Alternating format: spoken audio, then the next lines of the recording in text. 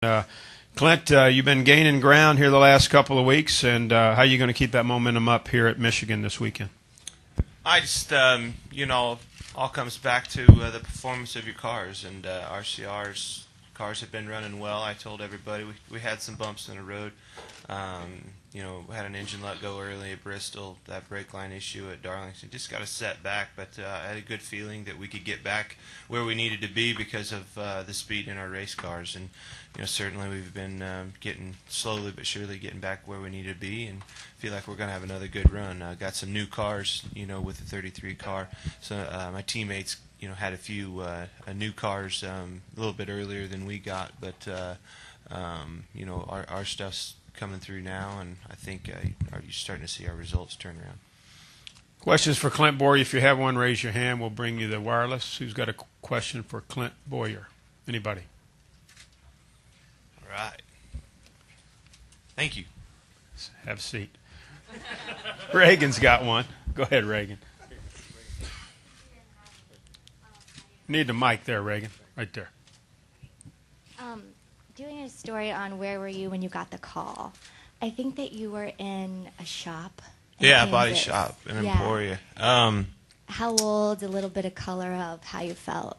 Yeah, just you can imagine a kid racing in the Midwest, starting to race some asphalt stuff and trying to figure out how to get to the next step, and completely out of money, and working in a body shop and racing on the weekends, and all of a sudden your cell phone rings standing in the middle of a body shop at 3 o'clock in the afternoon, and it's Richard Childress on the phone. I mean, it's just that phone call doesn't happen, in any sports really, let alone what your dream was of trying to get to the next level. So that conversation, and then being able to go down to your parents' towing business and tell them you're never going to believe who just called me. And by the way, I gotta leave at 6:30 in the morning, so I'll be gone. It's a pretty cool situation.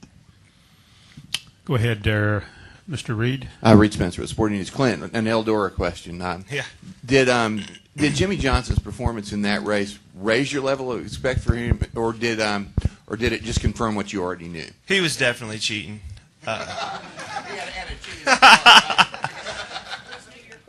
Yeah. He just did a great job. I knew last year that he was capable if he got out front of getting the job done. I mean, he picked up so fast and adapted very well the year before that I was like, if we can get the right situation, he can win the race. And certainly he went out and the funny thing about Jimmy in a dirt car is he's extremely fast in the corners and horrible down the straightaways. He's the first one to admit it. He hits the wall about every straightaway and is faster than anybody in the corners. And those things, they have so much rear steer in them going down the straightaway that you have to compensate for it. And that's something we're not used to in asphalt. So it's always funny. We always laugh about it. He crashes down the straightaway, never in the corners where everybody else does. But we had a blast, I appreciate all my dirt guys and all their hard work. I tell you, it was a long week, and to see the result at the end of the week pay off for those guys, it just made me happy. Next question, who has one? I tell you what, on that note, we appreciate all you guys showing up for that. I know everybody doesn't have to be there, and we appreciate you guys showing up and making that event what it is. Well put. Other questions for Clint? Right there. Go ahead, Mike. Clint, just to speak to that, the Prelude seems to bring everybody together, obviously for a special cause, but at the same time, a lot of you guys are able to blow off some steam, and it builds some camaraderie. Do you need to see more of that, especially in this series where a lot of guys are, they're gnashing teeth week in, week out, and with the Have At It boys, a lot of guys are, we're seeing more and more incidences of dust-ups. Well, see, I'm most comfortable there. That's how I grew up. You hang out with the racers. You might not like them, but you race together so much that you're forced to hang out with them. And that's what's weird about racing at this level, in my opinion, is it's so competitive, so serious, so important that you never see a guy hanging around after the race together, having a beer, laughing at each other and making fun of each other and enjoying that. So, in my opinion, it's a lot of fun. To have everybody down after the most fun about the whole thing is having everybody down in the holler after the races, and we've lost a race or two, but we've never lost a party, and I think my 2 cars were the last ones to get loaded up that night if they ever did. I do. I think that it's pretty incredible that everybody, Tony's able to pull that off and get everybody there on their own time. Putting a lot of money forth to a good cause for them kids is a great situation, and he's always come up with a good charitable cause for that. So, I would like to see more of that. Maybe 2 or 3 more races like that. I don't know, maybe in a cup car or something, some sort of all-star race that's different in a different situation. So it was a lot of fun, and hopefully maybe NASCAR can open up to something similar to that or something. I mean, not necessarily on dirt or whatever, but to give back. You got to remember that late model racing, that level of racing struggles just like the Cup Series does, probably even more because it doesn't have so much attention on it. So, when they can have a week like they're having here, in that sport at Eldora, you got all those fans. Those guys are still there, watching a great race this weekend. So that's important to give back to that level and that grassroots racing as well. Go Lee and then Nate. Go ahead, Lee. Lee Spencer, Fox Sports.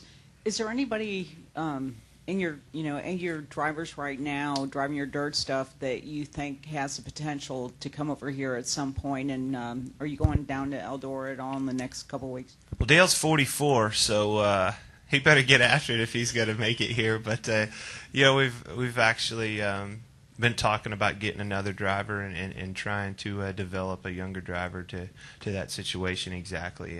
That's what's fun about it, is being able to give back a little bit for me, being able to teach somebody a little bit. And Dale certainly, his credentials speak for himself, and he has driving schools and things like that, so it fit right into his hand too. So absolutely, I think there's guys in that series, that are. Josh Richards is one, that's up and coming. I think he's in the ARCA race here, and that's a kid that can compete at this level. There's just a lot of guys that started on dirt that are now here. Yeah, absolutely. Go ahead, Nate. Nate Ryan, USA Today. Clint, following up on that all-star concept of maybe doing this on a more regular basis, they used to have the International Race of Champions. That went away 4 years ago. Has Eldora sort of supplanted that with having guys like Pastrana and Kanan and all these people show up and seem as if they're interested in it as much as you guys are? It sounds like it, and it's just like I said, it's a fun, challenging race that's always fun to be able to see those guys like Tony Kanaan show up. I mean, he picked up the dirt when he first got there. He's like, what the hell am I doing here, But he showed up, you know what I mean? And he was there and was up for the challenge, and I think that's the most important thing. And that's kind of what I was getting at. The IROC deal went to other races and things, and, I heard it this weekend that it was kind of compared to the IROC deal, of today, and maybe that situation can open up to somewhere else, Anything else for Clint before we let him go?